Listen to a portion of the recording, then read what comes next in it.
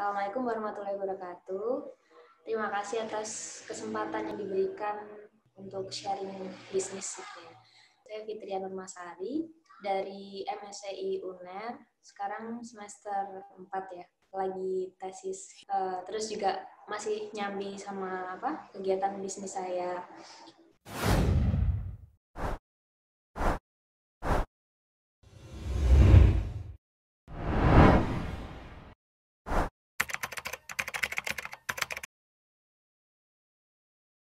Waktu dulu saya S1-nya kan nggak di UNER, di UNESA.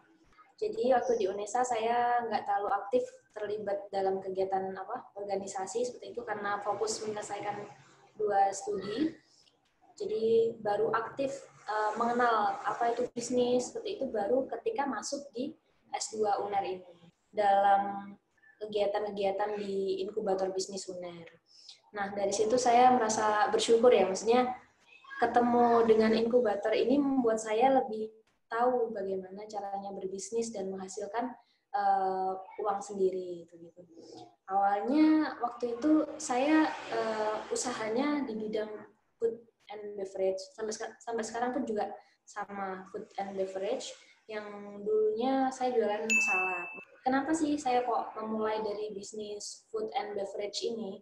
Itu awalnya dari nilai-nilai yang tertanam dari diri saya sendiri, bahwasanya makanan itu merupakan istilahnya satu hal yang sangat penting bagi yang mendukung aktivitas mahasiswa. Kan kalau makanannya sehat, pastinya aktivitasnya juga bakal lancar dan dalam proses berpikir pun pasti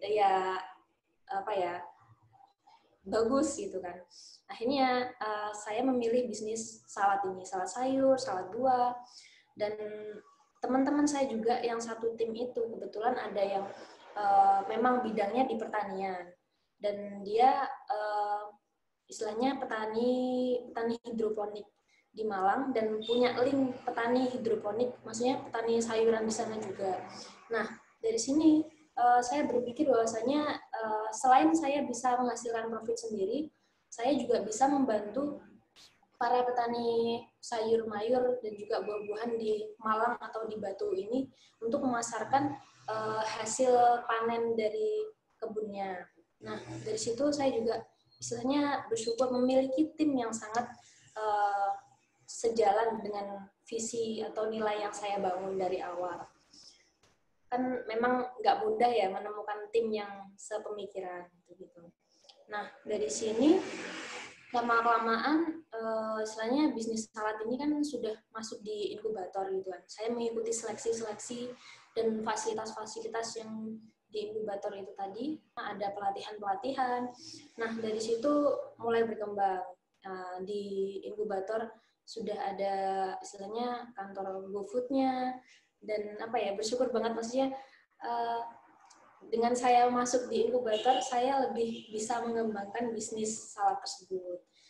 Itu sekilas seperti itu untuk awalnya.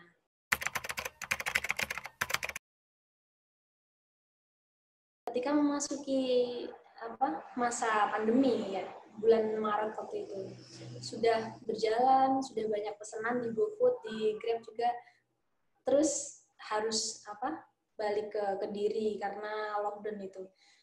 Nah, ini istilahnya pertama kali saya mendapatkan ujian cobaan yang sangat berat, harus kembali ke Kediri yang itu budaya masyarakatnya berbeda. Istilahnya orang-orang di Kediri itu pola konsumsi makanan sehat seperti salad atau sayur mayur itu masih sangat kurang, sangat rendah dibandingkan dengan orang-orang Surabaya yang sudah lebih modern, lebih istilahnya sadar untuk memiliki pola makan yang sehat. Di sini, di Kediri, makanan yang saya jual itu dianggap terlalu mahal, belum familiar, dan malah ketika saya menawarkan, ini ada salad sayur gitu kan, ada kasarannya itu ada beberapa orang yang menganggap bahwasanya, Mbak, pecel lebih enak daripada salad gitu. Itu yang paling cobaan yang paling berat di Kediri sini. Akhirnya beberapa waktu ini saya sangat bingung, maksudnya ini mau usaha apa lagi gitu.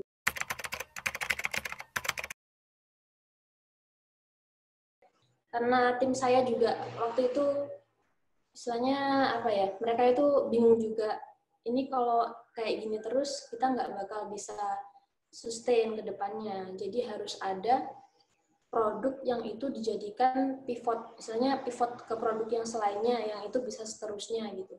Akhirnya saya menghubungi teman-teman saya yang apa istilahnya mereka ini sekomunitas sama saya, bisnis juga, tapi bisnisnya bisnis yang ke arah sosial, yang itu juga problem solving bagi petani, bagi nelayan. Nah, dari sini saya ketemu sama rekan saya yang di Tulungagung, yang suaminya teman saya ini merupakan nelayan di Pantai Blumbun, nelayan khususnya nelayan tangkap gurita ya. Nah, dia ini juga punya permasalahan.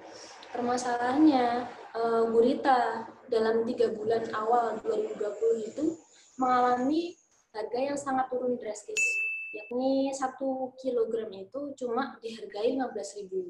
Padahal dalam 1 hari itu mereka apa ya modal untuk berangkat ke laut itu sudah lebih dari 60.000. Jadi nggak bisa balik modal waktu itu. Dari sharing-sharing tersebut kami menyimpulkan apa ya istilahnya ingin membuat produk yang itu bahan dasarnya dari gurita. Terus muncullah apa yang produk saya saat ini itu ya sambal seafood namanya. Nah, di sini kan istilahnya nilai yang dari awal yang saya bangun dalam membuat sebuah bisnis itu intinya harus bisa menyelesaikan masalah yang ada di sekitar kita. Terus juga apa harus ada nilai sosialnya atau social impact-nya begitu. Karena saya menganggap bahwasanya kalau bisnis nggak ada social impact-nya itu apa ya kurang value-nya itu kurang gitu. Value kebermanfaatannya itu gitu. Nah, dari situ ini alhamdulillah ya, maksudnya saat ini sudah berkembang dan bisa membantu nelayan di Tulungagung itu di Pantai Blumbun yang dulunya 1 kilo itu 15.000, sekarang alhamdulillah bisa 1 kilo itu 60.000.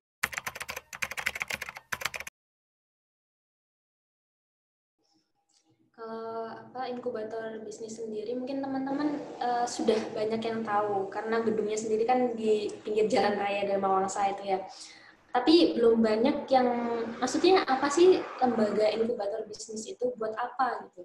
Inkubator bisnis itu suatu lembaga kampus dari UNER sendiri yang itu difasilitasi oleh UNER untuk mahasiswa-mahasiswa UNER yang memiliki bisnis, baik itu bisnis yang udah jalan maupun yang apa ya masih merintis dari mulai mencari tim, itu bisa berkembang bisnisnya.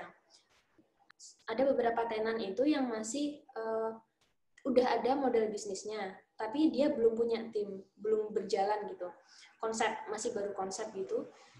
Nah, itu yang lolos seleksi, mereka bisa mengembangkan bisnis tersebut ketika sudah mendapatkan fasilitas pelatihan, terus gimana caranya nyari tim yang sepemikiran, terus ada juga nanti bisnisnya modelnya kayak gimana sih ketika berjalan ke depan. Maksudnya ada apa ya, dilatih untuk membuat BMC, VPC, seperti itu. Jadi apa ya, istilahnya teknik-teknik mengembangkan bisnis itu bakal dilatih di inkubator bisnis.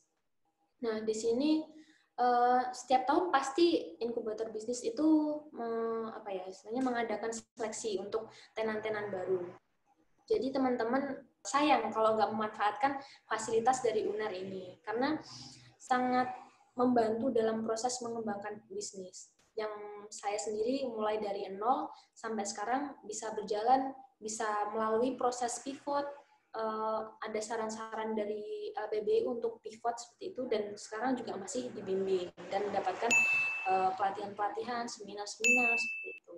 Juga ada pendanaan. Nanti ada waktu-waktu tertentu inkubator itu memiliki dana yang khusus untuk tenan-tenannya, dan tenan-tenannya tersebut tinggal membuat apa ya proposal bisnis seperti itu diajukan ke inkubator, dan pasti apa ya disetujui lah cair untuk pendanaan bisnis kita itu gitu. Selain itu waktu sebelum pandemi ya, UNER kan sering mengadakan apa itu namanya yang kayak pameran-pameran, pasti ada stand khusus UNER. Nah, dari inkubator selalu ada slot bagi tenan-tenannya untuk memajang produk di pameran-pameran tersebut. Nah, di sini kan kita bisa mendapatkan keuntungan produk kita bisa dikenal oleh banyak orang di pameran tersebut dan juga ada pemasukan tambahan dari acara tersebut.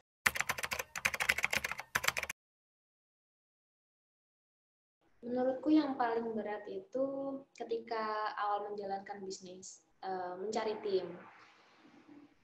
Sampai sekarang saya bersyukur banget dapat tim yang sekarang ini bertahan gitu ya. Karena di perjalanannya itu sering kali berganti-ganti anggota, berganti-ganti tim. Dan sangat susah untuk mencari orang-orang yang klop dengan saya, yang sejalan, sepemikiran gitu. Karena memang mungkin apa ya, mindsetnya anak-anak muda yang belum peduli sama orang lain itu ya bisnis harus menghasilkan profit gitu langsung gitu instan. Padahal yang paling penting itu adalah bisnis tersebut sustain. Gimana caranya sustain? Ya kalau bisnis tersebut bisa memecahkan masalah masyarakat, masalah yang banyak dialami oleh kaum yang marginal, mungkin yang terpinggirkan gitu, itu pasti akan sustain ke depannya. Situ. Dan yang kedua itu selain tim tadi ya, itu juga hubungan dengan masyarakat, karena harus diperhatikan juga, maksudnya kita kan menjalankan bisnis ya, banyak yang terlibat gitu ya, nggak bisa jalan dengan keinginan kita sendiri gitu. Itu yang paling berat sih. Dan proses pivot juga cukup melelahkan bagi saya karena mencari produk yang pas, yang bertahan di masa pandemi ini juga susah.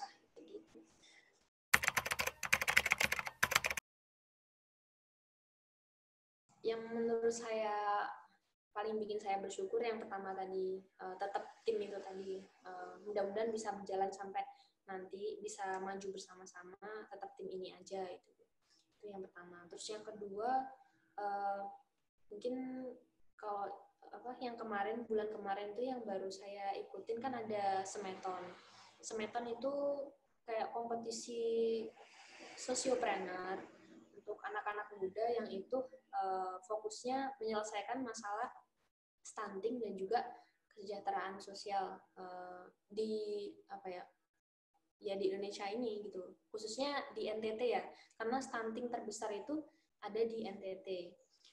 Yang ngadain juga lembaga yang resmi dari NTT itu tadi, dan alhamdulillahnya tim kami bisa masuk di 6 besar. Nah, dari event ini saya juga bersyukur bisa mendapatkan link teman-teman baru yang itu juga fokus ke dalam aktivitas sosiopreneur, bisnis yang sosial, berdampak sosial. Kemudian kalau pencapaian yang terbesar yang selainnya, mungkin saat ini saya bersyukur juga sudah mendapatkan beberapa reseller di beberapa kota, yang itu sampai saat ini mereka tetap terus berjalan, dan pesanan-pesanan dari mereka ini sudah mencapai, istilahnya dalam waktu 1 bulan itu sudah 200 botol gitu. Jadi masih dikembangkan lagi untuk link resellernya, tapi ya alhamdulillah sekarang sudah ada 15 reseller di kami gitu. Selain itu untuk sambal ini kan sebenarnya nggak cuma di Kediri saja, tapi juga didirikan di Tulungagung. Di Tulungagung ini ada 2 rumah produksi. Untuk yang di Tulungagung ini sudah ada istilahnya sambal-sambal yang itu dikirim ke Hong Kong. Dari sini nggak cuma nelayan, tapi juga ada orang-orang yang itu secara finansialnya masih kurang, yang masih membutuhkan, itu juga bisa kami bantu dalam proses kami libatkan dalam proses produksi sambal seafood ini. Dan untuk mitra nelayannya, saat ini mitra tersebut sudah ada 7 orang nelayan gurita di Pantai Merumbun. Dan produk kami sekarang ini nggak cuma gurita seperti baby cumi, terus cakalang, ada juga klotok, yang itu juga kami ambil langsung dari nelayan di Pantai Merumbun.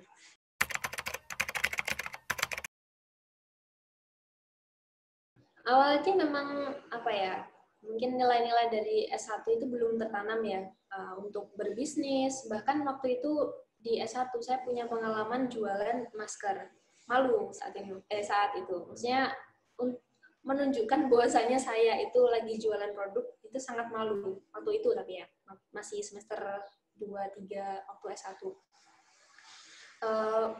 Ketika saya berpikir bahwasanya orang tua ke depan kan nggak bisa memberikan uang terus ya, maksudnya harus ada usaha sendiri dari saya. Gimana caranya nyari uang gitu kan?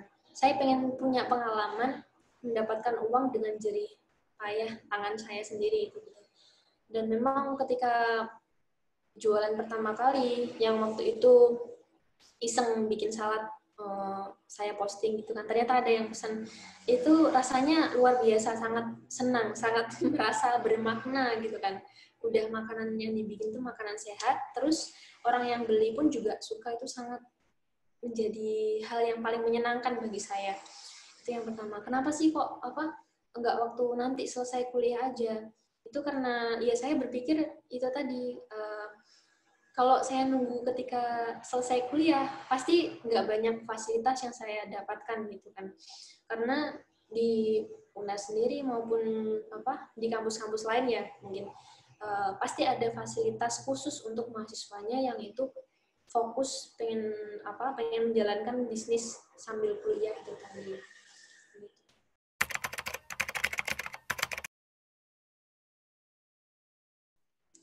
Kalau rencana terdekat ini ya untuk mengembangkan bisnis ini, yang pertama itu saya pengen menjadikan reseller ini lebih banyak lagi dari segi kuantitasnya. Selain kuantitas, saya juga ingin meningkatkan kualitas reseller saya, karena kalaupun resellernya banyak di berbagai kota gitu ya, ketika tidak di manajemeni, dilatih, itu pasti mereka akan protol juga kan. Ibaratnya reseller ini juga menjadi tim kami gitu kan. Ketika mereka nggak semangat, pastinya juga akan lepas gitu. Untuk rencana jangka menengah, ada keinginan untuk mencari izin BPOM. Jadi sudah mulai ditata untuk nanti pusat rumah produksinya di mana, di Tulungagung atau di sini. Terus tempatnya yang pengen didesain untuk masuk ke dalam kriteria yang masuk BPOM itu nanti seperti apa, harus mempelajari kriteria yang didapatkan dari BPOM tersebut.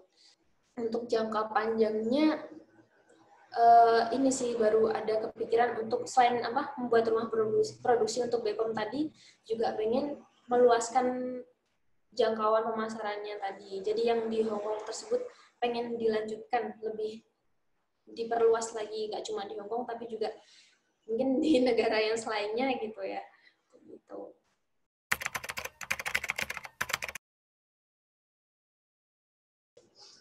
Kalau tips-tipsnya ini sih, ketika bisnis kalau sendiri itu kan kadang ketika nggak semangat pasti nggak akan berjalan ya. Jadi menurut saya tips yang pertama itu harus nyari partner yang itu juga punya keinginan untuk berbisnis. Itu yang pertama sih.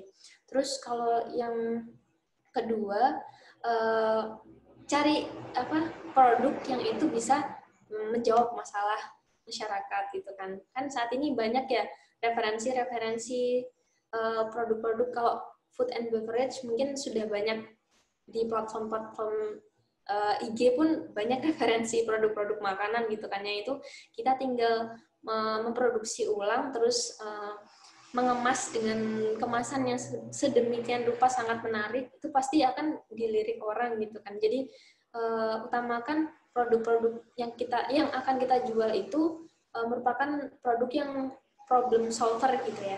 Itu yang kedua. Terus yang ketiga, mungkin ketika teman-teman mencari ide jualan apa, nggak nemu di platform digital, itu bisa dari sharing teman-teman yang di desanya, mungkin kira-kira ada masalah apa di desa gitu kan. Terus dari sharing-sharing tersebut pasti nemu ide untuk problem solving masalah tersebut dan bisa dijadikan bisnis.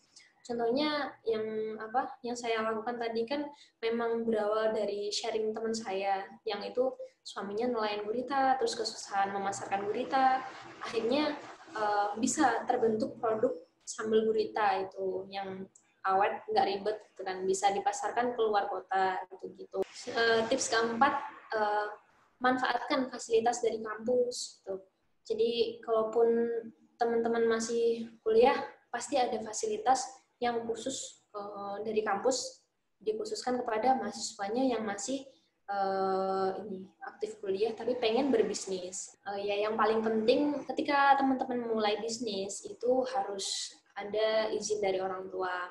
Karena kalau kita nggak ada izin, nggak ada istilahnya omongan untuk mendapatkan restu ingin memulai bisnis, pasti dalam perjalanan bisnis itu akan ada kendalanya gitu. Nah, ini tentang pentingnya untuk berbagi hasil profit kita dalam berbisnis. Kan ketika sedekah itu juga lancar, pasti rezeki atau income dari bisnis kita akan semakin lancar, berkali-kali lipat lebih lancar lagi. Gitu.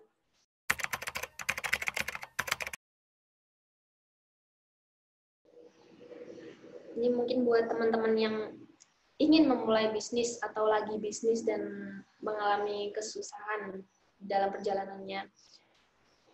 Yang paling utama itu jangan menyerah sama keadaan. Kalaupun keadaan menekan kalian, membuat kalian jatuh bangun, tapi kalian itu harus tetap bangun lagi. Ketika jatuh harus bangun lagi. Dan memang benar, maksudnya ini mungkin statement yang sangat umum ya di masyarakat, harus kalau jatuh harus bangkit lagi, jatuh harus bangkit lagi. Tapi memang dalam melaksanakannya nggak semudah itu gitu kan. Harus ada orang-orang yang mensupport kegiatan kita, terus juga dari tim kita sendiri harus dikuatkan. Kalau kita sebagai leader itu harus istilahnya motivasinya harus sangat kuat untuk memotivasi tim kita yang selainnya. Gitu. Ya mungkin sedikit banyak cerita dari bisnis saya tadi, dari perjalanan awal sampai saat ini, mudah-mudahan bisa bermanfaat bagi teman-teman, mungkin menjadi insight untuk memulai bisnisnya dan bisa menguatkan teman-teman kembali yang bisnisnya lagi down gitu ya. Terima kasih banyak sudah menonton. Assalamualaikum warahmatullahi wabarakatuh.